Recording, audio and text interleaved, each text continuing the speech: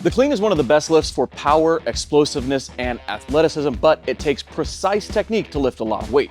In this video, Coach Calvin and I will be breaking down the clean step by step so you can improve your technique or learn the lift. And if you love learning about Olympic weightlifting, getting strong, and building muscle, then make sure to subscribe. First thing, here is what a clean looks like.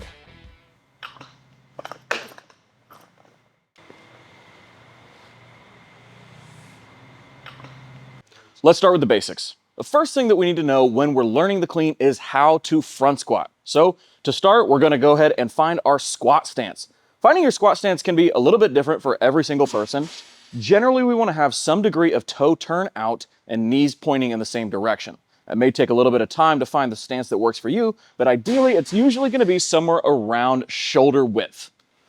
From there, test out a few sets of squats to see what allows you to get to the lowest possible depth without your heels rising up or falling forward onto your toes. And then experiment with your squat stance until you find the one that feels the most comfortable for you while also feeling strong.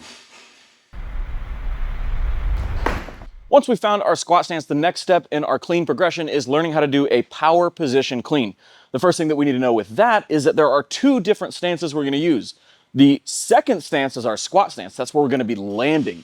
But the first stance is going to be our pulling stance or our power position stance. This is almost always a slightly narrower version of your squat stance. So I would recommend for most people just to pull your stance in just a little bit, and that's probably a good spot for you. But you can always test this by seeing what feels the strongest for you to jump from.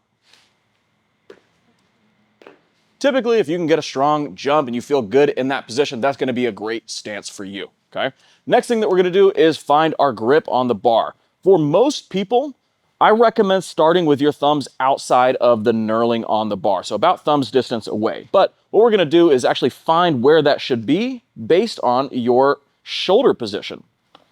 And we can tell that this is going to be a pretty good stance or grip because his hands are outside of his shoulders. If your hands are so narrower that your fingers are almost like sandwiched between your shoulders and the bar, that's going to be too narrow. It's not going to be a great grip for you. It just doesn't feel good, and it's easy to collapse into. So now that we know our two stances, we've got our power position stance or our jumping stance and our squatting stance, we're going to put this together into a power position clean. So first thing that we're going to do is approach the bar with your pulling stance. We'll go ahead and pick the bar up to our hips with a deadlift. And then from here, we're going to bend our knees so that at the bottom of this dip, our shoulders are directly on top of the bar. We want these to be in line with the bar. We do not want them to be behind the bar, and we don't want to be drastically in front of the bar. It should be easy for you to let that bar hang straight under your shoulder. From here, we're going to do a jump and catch, and then ride the bar down into a squat. Go. Good, bring it back down. Let's go ahead and do one more here. Dip. Go. Now, let's go ahead and go over a few common mistakes. The biggest common mistake that we'll see in this is people using forward hip drive instead of vertical leg drive. Here's what that looks like. So we would dip, and then you'll see people push their hips forward into the bar. That's almost always going to lead to some sort of forward jump, which is a no-go. Sometimes you can make it without having a forward jump, but that bar is still going to be looping around back to you.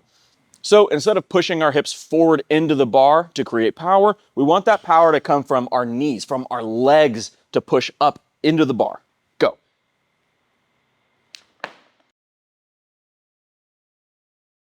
So remember, we want vertical leg drive. We don't want horizontal hip drive. So the next common mistake that we'll see beginners make in the clean is thinking that they need to catch these at the bottom of the squat rather than on the way down to the bottom of the squat.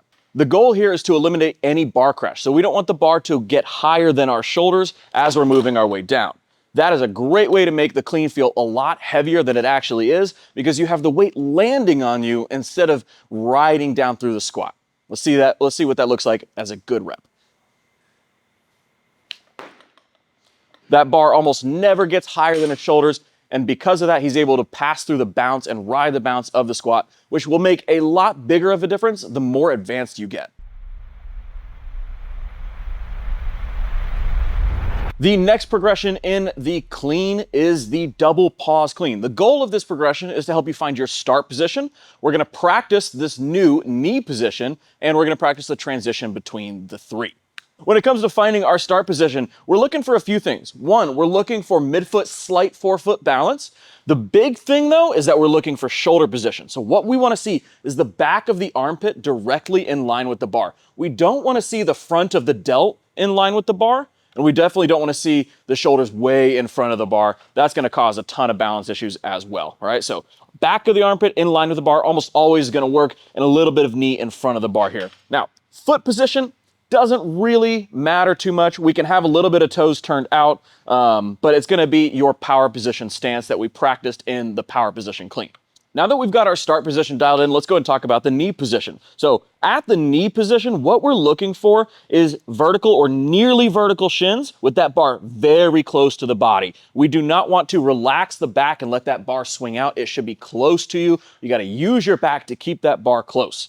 All right, we still want to have that midfoot balance. We're pushing down into the ground so that we can use our leg drive off the floor. Now, to get from that start position to the knee position, we have to have two things happen. We have to have the knees move back to get out of the way of the bar. We're clearing the road for the bar, but we also have to have these shoulders and hips rise together at the same exact rate. Otherwise, we'll have things happen like the hips rising early, or we'll have the shoulders moving back behind the bar, or we'll move around the knee. So again, what we want is knees moving out of the way of the bar, hips and shoulders rising together at the same time to get to that knee position. So now that we've covered what's called the first pull, the pull from the ground to the knee, let's cover the second pull now, and that's from the knee position to the power position that we've already practiced. So from that knee position that we're at with the vertical shins and the midfoot balance and the shoulders in front of the bar, we're then going to start by continuing to push down into the ground to stand up. Imagine pushing your head up through the ceiling.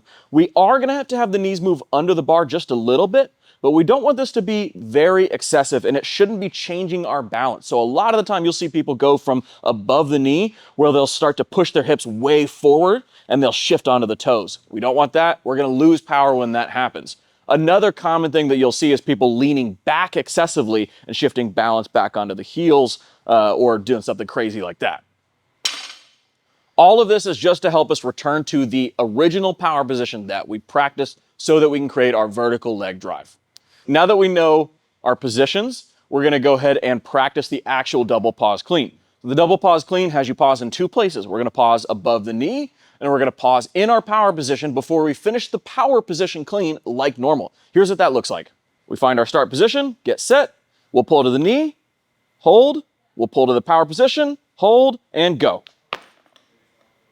This is probably one of the most important progressions when learning the clean, because the majority of mistakes are going to happen either in that first pull where we're getting our knees out of the way, or in that second pull where it's so common to see people lose their balance and leg drive. If you're following our beginner program, this is one where we spend 2 weeks on because it's so important to spend extra time here.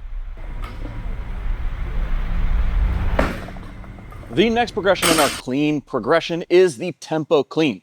Here's what the tempo clean looks like.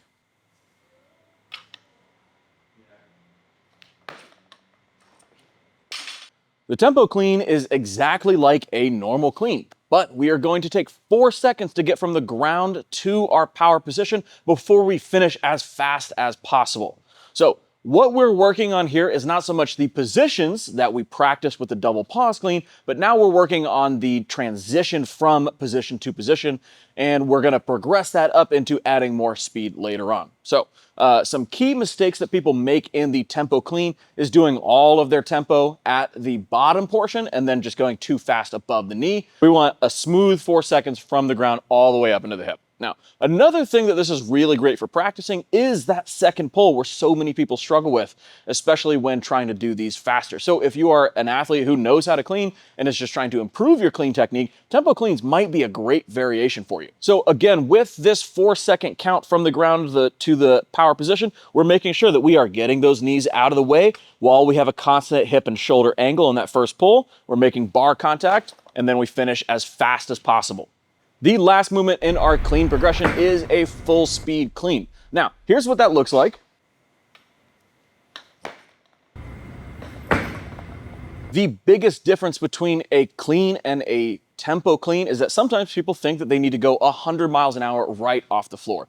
Just because we're at a full speed clean does not mean that we are pulling with maximum speed right off the floor. We actually want to start slow and build speed as we go, okay? Especially if you're a beginner. Something to note is that in a well-trained lifter, at maximum weights, they will still move slower off the floor, faster from the knee to the hip, and the fastest portion of the lift will be from the transition from the extension to under the bar. As a beginner, you might feel like you can pull a lot faster off the floor, but this is actually incorrect. What's happening here is your body is moving, but the bar isn't going with it, right? So we'll end up moving really fast, but the bar's not going anywhere, and we get pulled out of position. And the important thing to remember here is positions are what create speed, not the other way around. Now, some common mistakes that we'll see in the clean. The first one is the hips rising too early in the pull, right? So if we're rushing that pull off the floor, we may see the hips rise a little too early. When that happens, we shift our balance and we lose our vertical leg drive. That may lead to other issues like jumping forward, jumping back, or just some bar looping, right? We definitely want to avoid the hips rising early in that first pull. Another really common mistake that athletes will make is getting behind the bar too early. So maybe you've got a good first pull, but then as we pass the knee, we may be leaning back too excessively. You'll hear coaches use the cue stay over. This is what they mean. They want to prevent the shoulders from whipping back. We want our shoulders to stay over the bar for as long as we can. Again, using that cue of imagining trying to push your head up through the ceiling at the top of our pull. We are not trying to move back. All right, guys, if you found this video helpful, then please make sure to check out our free Weightlifting 101 beginner guide and 6-week program linked down in the description below. It's got everything that you need to learn the snatch, the clean, the jerk, the front squat, and back squat so that you can get started in your weightlifting journey. And if you like this video and you want to learn more about Olympic weightlifting, then click here to check out our snatch tutorial. We'll catch you guys next one.